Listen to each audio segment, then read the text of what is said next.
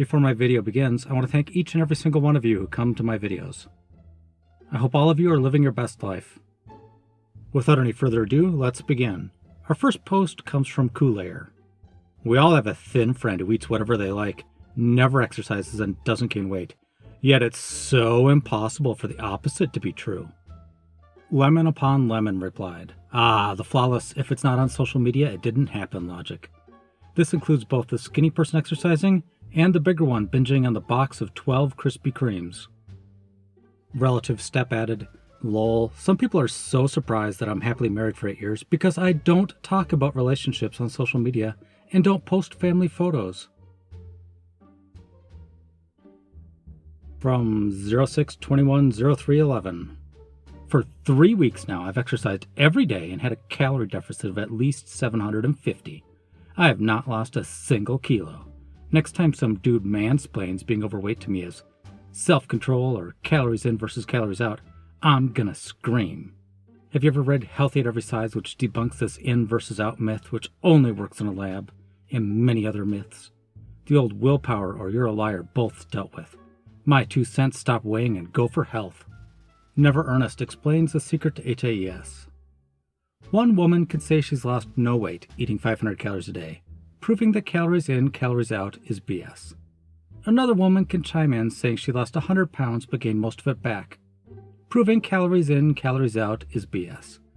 A third woman can chime in to explain obesity is an issue caused by poverty and food deserts, implying calories in, calories out works but more of a social issue.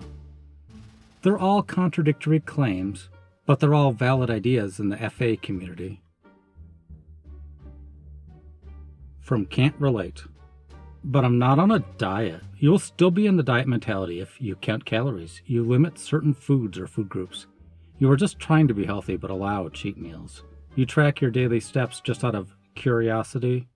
You worry about food all the time. You use food and movement to control your body size, even if you aren't technically on a diet anymore. Claire Overwood replied, "So you can use food and movement to control your body size? It's not doomed to fail?" Juver explains, yes and no. It's Schrodinger's diet. It both exists and doesn't exist at the same time. It's possible and impossible at the same time. It's all related to how quantum mechanics function. Bodies are so wise they figured out all the laws of quantum mechanics and flawlessly execute on them before silly physicists figured it out. From Zekranam. If the summer heat makes you lose your appetite, here's your reminder that you need to eat at least 3 meals and 3 snacks a day, even if you don't feel hungry. 1 meal doesn't cut it. Snurps replied, "Intuitive eating. Your body knows best. Trust it." Also intuitive eating. Eat every 3 hours even if you're not hungry. Your body doesn't know anything. Unrestricted Emu added, "I thought our bodies were smarter than our brains." But I'm Stephanie replied, "But not as smart as unqualified strangers making memes on the internet." From a throwaway account. Yeah, no, I tracked every single thing I used to make every single dish. I weighed, measured, referenced nutrition info for everything I used to prepare every meal. I made a log. I took that log to my PCM at the time. He said I was not eating enough and that's why I'm fat. So I added calories from 800 to 1200 per day, and increased my gazelle workouts from 1 to 2 hours a day, 6 days a week. I have gained weight. My PCM, a new one, said it's my metabolism. But the test came back normal, no reason, just fat. Black Cat Luna replied, "Secret Eaters called. They want to know if you want to be watched for a week." 7937397 replied, "That is a great show, and I love how there are a few episodes where like the person doesn't eat a ton during observation and they're just like, 'Did you eat differently because we were watching?' And the person usually insists they don't, and then, 'Well, you lost weight this week.'" Chasa Sasha. I don't know who needs to hear this, but you can't be addicted to sugar. Cassis Oolong. Like I objectively know that sugar is very bad for me, because I'm insulin resistant, and eating 30 plus grams of sugar in one go not only raises my blood sugar, it makes me hungrier than before I started eating, and has a lot of negative knockdown effects, like worsening my Ancothus nigricans, grogginess, etc. And yet I can't give it up. If that is an addiction, I don't know what is. Aquagana added, my past self who kept crying because I couldn't stop eating the Easter eggs I kept having to rebuy for my daughter in the run-up to Easter, disagrees with that statement. Addictions can be formed to anything, especially substances that light your pleasure receptors up like a pinball machine. Cold turkey was the only way to get through it for me. From Elmir 2000. Can we please stop talking like there's some safe way to lose weight? Diets are harmful. There are risks involved, regardless of whether you have an eating disorder history, regardless of the size of your body. Let's stop acting as though supervised weight loss or supplements somehow negate the risks. There are risks and potential harm anytime someone diets or intentionally tries to lose weight. Diets cause harm. Diet culture causes harm. None of it is your fault. Loudest Gusset replied, there are risks every time you use the toilet, every time you open your front door, every time you eat. There are risks in everything. We decide whether risks are worth it or not to do the things we'd like to do, sometimes unconsciously. What exactly are the risks of weight loss that make them so terrifying? Meeplechase added, you're being ridiculous. Obviously, the risks of falling into the toilet and getting eaten by the sewer alligator are way smaller than losing weight in a slow and healthy manner, and improving your long-term health outcomes. Right? Or maybe the OP is just being ridiculous. From Inevitably Numbers, a moment of sanity. Are you in starvation mode? Am I in starvation mode? No. But I thought, still no. But I swear I'm, nope. But I heard that, lols, no. From Starving the Aries. Ever since I gained weight, I no longer have to carry a jacket everywhere. Don't have to wear 2 pairs of socks to keep my toesy woesies warm. No longer anemic. My tush is cushy to sit on. Being skinny was actually a lousy experience, and we really need to change the culture encouraging it. Comfortista replied, no longer anemic. Not sure how much this person weighs, but you can be overweight and still not be getting enough macros and nutrients. No longer have to carry a jacket everywhere. Again, not sure how big this person is, but generally the more fat you have, the more you'll suffer come summertime. My tush is cushy to sit on. I'll give them that one. Ever since I lost weight, sitting in hard chairs has been painful. Elmir 2000 brings us another. Diets don't work. I know they look like they do from the outside, which is bad, but I cannot tell you how many people in our DMs say things like, I used to think Weight Watchers was working, but then I realized they just kept taking my money. Diets are actually designed to fail so they get more of your cash. Sad but true. But we will have weekly tasks to work on these steps internally, a community of diet rioters chasing the same goal and going through the same things. Recipes to find fun with food again. Monthly question and answers to help propel us forward and break down our barriers, and learn from mini courses designed to give you more in-depth training. Join today, link is in bio. $21 a month or $225 a year. Hurry, doors close tomorrow. That shy girl replied, diets don't work, they just want our money. Buy my... Okay, I'm gonna be honest. I don't even know what the heck it is that they sell or offer. But I find it so ironic that in the same exact post they're selling you something. Taritha added, diets just want your money. We're totally different. We want your money to not diet. In exchange you get nothing, but at least we haven't promised you anything. And a third from Elmir 2000. There are people out there who do not gain weight no matter what they eat. In a lot of cases, they exempt themselves from eating more nutritionally because they don't gain weight. Also, if there are people out there who cannot gain weight, doesn't it make sense that there are people who also can't lose weight? Body diversity is real. Some people are naturally in larger bodies, and even working out vigorously and strict dieting has proven that their bodies still are larger. The set point theory states that everyone has a weight range of about 10 to 20 pounds, of which their body will operate optimally. This is different for every person. Your body will fight to maintain a comfortable weight. That is why most people who diet gain the weight back. Side note, this is at best a hypothesis and not a theory, as there is little to no evidence to back it up. Latticed Gusset replied, actually, no, it is not possible for the opposite to be true. There do exist conditions that prevent you from adequately absorbing nutrients in food and having them pass right through you. A very uncomfortable experience. It is not unfathomable for someone to eat something and not gain weight, even if they seem to be eating an excess amount of calories.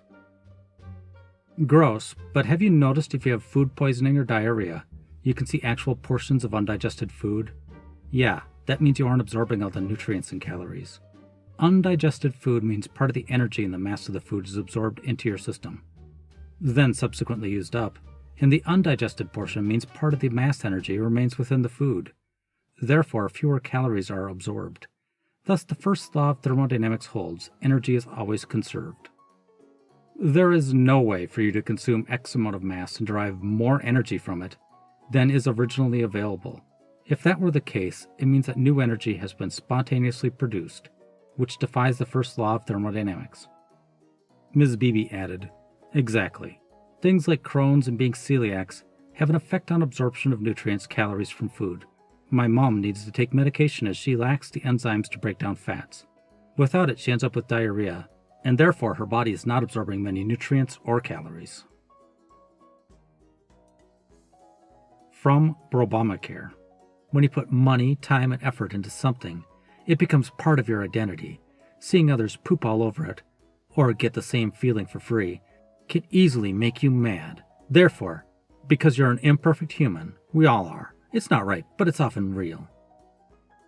The people who spend hours at the gym every day, who gain followers by being thinned and toned on Instagram, who starve and restrict themselves, who has made being fit part of their identity, I totally understand why they hate me. And they work so hard. They can be thin, and their payoff is being approved and complimented. They feel good. And here I am, pooping all over their social currency. I don't exercise. I eat whatever I want, and I don't value what they've worked so hard to gain.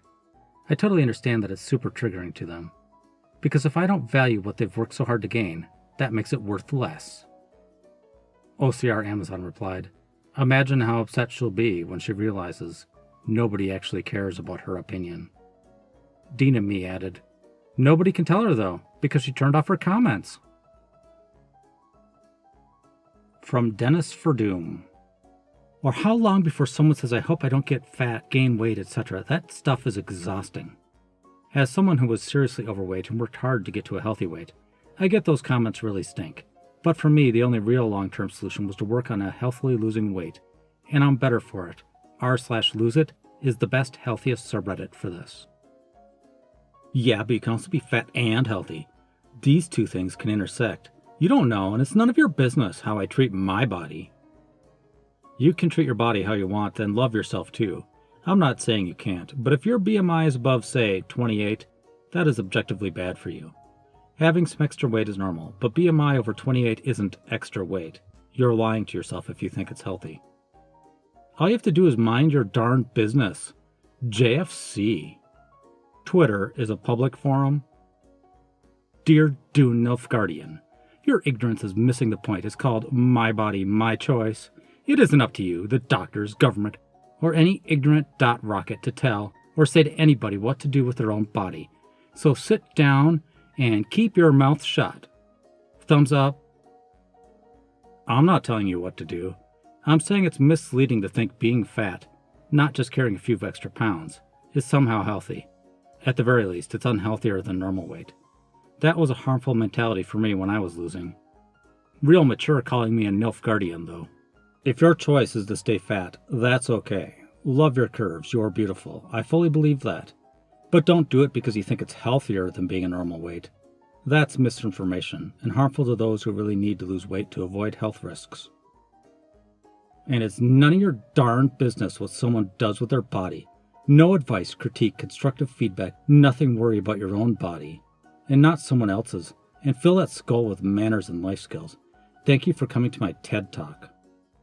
If I received no criticism, advice, or constructive feedback 100 pounds ago, I would have died from a heart attack. Stop hiding behind not your business and realize that this kind of advice can actually save lives. Thank you for coming to my TED Talk. Lily the breadwinner replied, "Who asked you? Do they not understand how social media works? Why can't they just be happy with themselves if that's how they really feel, and leave those of us who want to change alone?" From Zm336. Wait. You're telling me that regardless of if I work out every day and eat well for the rest of my life, that I will still gain weight back? Please tell me you're kidding. I've been working so hard I lost like 20 pounds. I'm so happy. Please tell me it's not going to waste. I don't know if it's the 11th day of the pandemic or the moon or what, but I'm feeling pretty done with this kind of entitled poop in my inbox. Oh, please, big person, reassure me that I won't have to look like you one day. I couldn't bear it. So forgive me if I'm not very gentle when I deliver the news. Yes, you will gain the weight back. Yes, starving yourself was a waste. Yes, your hard work was futile. And if you keep trying to suppress your weight for the rest of your life, you could irreversibly damage your health. Lint Bar replied, "This is really sad. As long as the person asking adjusts their intake to their new weight, they'll most probably be fine. I can't even understand why you'd want to discourage people when they are happy with what they are doing." Snoo Numbers added, "Misery loves company." Fat activists pretend that they're happy and confident, but that's obviously not the case. Happy, confident people don't feel the need to constantly tear others down. Plum Curculio added even more. "Absolutely. I can't imagine constantly trying to bring other people down has a positive effect on your own mental health either." From Aquatic Dramatic. The intuitive eating assertion that there are no good or bad foods is not anti-science. It's a different way of framing scientific facts with the idea that foods are morally neutral and that if we approach food and our bodies with curiosity, then we will find out that it does not feel good to subsist on a broccoli or a gummy bear diet alone. I'd wager you don't need a scientist to tell you that, but both ways of eating would make you feel like poop. Kermit99 replied, "FAs always like to say, food has no moral value. That's true, but they're missing the point. When people say foods are good or bad, they're usually talking about the nutritional value, not the moral value. Broccoli isn't morally superior to gummy bears. It just has more nutrients. Yet the FAs turn it into a moral argument for some reason." From Cringe Machine 2020. This is talking about an add-on to Sims 4 called Slice of Life. Do you feel the body system in Slice of Life is fat-phobic? 23% yes. 77% no. How could it be fat-phobic? It's more like it perpetuates our culture, which is fat-phobic. When Sims mods promote dieting and pop up insecure markers when your sim gains weight, it is reinforcing that fat equals bad. That's not my angle with this mod. I use Slice of Life, but when you have a mod that puts negative associations with body types, it is reinforcing our society's belief that fat equals bad and skinny equals ideal. It's a reality of life, but still makes someone insecure if they aren't ideal. It's more realistic, I like it. I have problems with my own body, and I like how Sims can have more personality. I don't really make fat Sims myself, but still, I for one love this feature. Keep it. Lucretia replied, They know the insecure mood that also comes up with feeling too skinny, right? Right? From Queen Katrikin. Fatness causes damage to your body. My fatness has not caused nearly as much damage to my body as trying to be thin has. People who are worried about fat people's joints should go ahead and take a peek at the permanent damage done to my hips during my most recent restrictive bout, or the tendon behind my knee that was completely ruined when I was 17, starving, and overexercising. Until we're willing to examine the extensive physical damage done to people exercising 5+ times a week in order to get thin, using poorly regulated supplements, powders, teas to stay thin, and doing restrictive diet plans one after another, I don't want to hear a single word about how damaging fatness is for my body. Taritha replied, Wait, why are the only options obesity or unsustainable self-abuse? Why can't you exercise a few days a week and eat a little less? Why? Book Hermit added, Because despite the fact that they claim to be recovered from a restrictive eating disorder, they are still obsessed with food and are unable to moderate their eating or exercise. Ms. Beaver83 posted, When you see people say obesity, replace it with fat people instead and then see how it reads. The word obesity lets people objectify fat people and put some distance between what they are proposing and the people they are proposing to do it to. Don't let them have that. OCR Amazon replied, Obesity is a disease. Fat people are the people with that disease. This whole argument is a ridiculous straw man that shows how little FAs understand health and grammar. From Big Bad Throwaway Today. What society thinks affects weight. Food, exercise, willpower. What actually affects weight? Socioeconomic status, sleep, poor relationship with food, age, trauma history, genetics, disordered eating, medications, race, ethnicity, weight, stigma, and emotions. Arkin Van Helsing replied, all of the ones on the right basically boil down to eating food or exercising. Socioeconomic status. Have you seen homeless people? They literally can't afford to eat much and look severely underweight with sunken cheeks. But that's because of the calorie part. Sleep. Good rest lets you exercise better, and you can't eat if you're asleep. And you feel less hungry with proper amounts of sleep. Again, it's a calorie thing for weight. Poor relationship with food. Yeah, if you use food to cope with your problems, you consume more calories. Medications. A lot of medications do increase appetite or make you drowsy or sluggish. But you probably have a brain, and this brain can recognize this and accommodate for these things with appropriate monitoring. Race/ethnicity. You know this is garbage. Your family taught you bad habits, with your grandma making you finish gargantuan portions on your plate and praising your overeating, and that's why you're big. It's memes, not genes. Weight stigma. If being reminded that you're killing yourself upsets you, go to a therapist and stop using food as a coping mechanism. Emotions. Stop using food as a coping mechanism. Another one from Big Bad Throwaway Today. A picture of 15 slices of toast. This is the minimum amount of carbohydrates that your body needs every single day. Northern Sparrow replied. Biologist here started replying to another comment, but it got long, so here it is in its own comment. Carbs are not classified as an essential nutrient, meaning we do not actually need any carbs at all. However, carbs are also not the devil. Their effect on fat metabolism and obesity has been greatly overstated, in my honest opinion. And also it is clear now that carbs, specifically tubers, have been a consistent part of the human diet since at least the Middle Pleistocene, and that almost all modern humans retain multiple genetic adaptations to allow, though not to require, a relatively high carb diet compared to other mammals. It's also fair to say that individuals vary in how well adapted they are for carbs. From Ms. Beaver 83 again. If we don't tell thin people to lose weight as a way to solve their health issues, then maybe weight isn't actually the problem. Cockrock Princess replied, if all health problems aren't caused by weight, none of them are.